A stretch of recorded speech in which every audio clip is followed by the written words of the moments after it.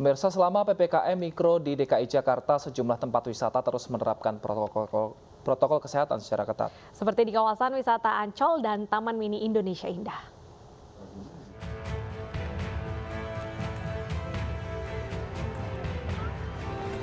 Selama masa PPKM Mikro DKI Jakarta, Taman Impian Jaya Ancol terus menerapkan protokol kesehatan COVID-19 bagi pengunjung yang datang. Pengelola Taman Impian Jaya Ancol membatasi jumlah pengunjung sebanyak 50% dari kapasitas maksimal 120.000 pengunjung menjadi 60.000 pengunjung.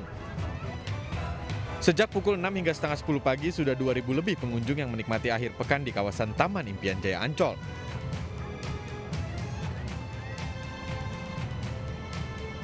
Sementara itu, Taman Mini Indonesia Indah juga ramai dikunjungi wisatawan di akhir pekan ini. Pengelola Taman Mini pun terus memantau penerapan protokol kesehatan bagi pengunjung dan petugas. Saat ini Taman Mini dapat menampung 50% dari kapasitas maksimal sebesar 60.000 orang. Di hari biasa kunjungan mencapai 5.000 orang per hari, sedangkan untuk hari libur dan akhir pekan dapat mencapai 15.000 pengunjung. Beberapa pengunjung mengaku lebih memilih Taman Mini Indonesia Indah sebagai destinasi berwisata di masa pandemi. Karena lahan hijau terbuka yang luas, sehingga merasa aman dan nyaman karena tidak perlu berkerumun. Tim Liputan iNews melaporkan.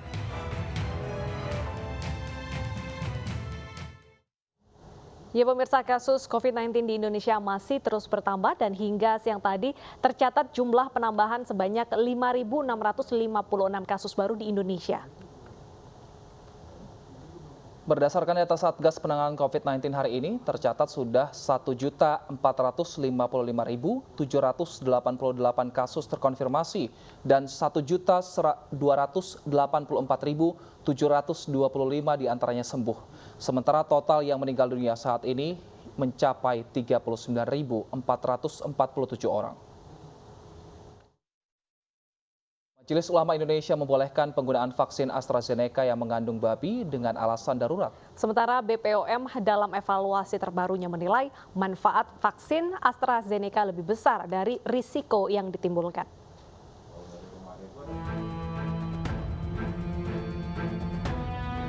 Komisi Fatwa Majelis Ulama Indonesia menyatakan vaksin AstraZeneca haram sebab mengandung unsur babi dalam pembuatannya. Namun MUI tetap memberi lampu hijau untuk penggunaannya karena kondisi darurat untuk mencegah bahaya pandemi COVID-19. Ketersediaan vaksin COVID-19 yang halal dan suci tidak mencukupi untuk pelaksanaan vaksinasi COVID-19 guna ikhtiar mewujudkan kekebalan kelompok atau herd immunity. Dan D, ada jaminan keamanan penggunaannya oleh pemerintah sesuai dengan penjelasan yang disampaikan pada saat rapat Komisi Fatwa. Dan E, pemerintah tidak memiliki keleluasaan memilih jenis vaksin COVID-19 mengingat keterbatasan vaksin yang tersedia baik di Indonesia maupun di tingkat global. Badan Pengawas Obat dan Makanan BPOM mengizinkan penggunaan vaksin COVID-19 buatan perusahaan farmasi asal Inggris AstraZeneca.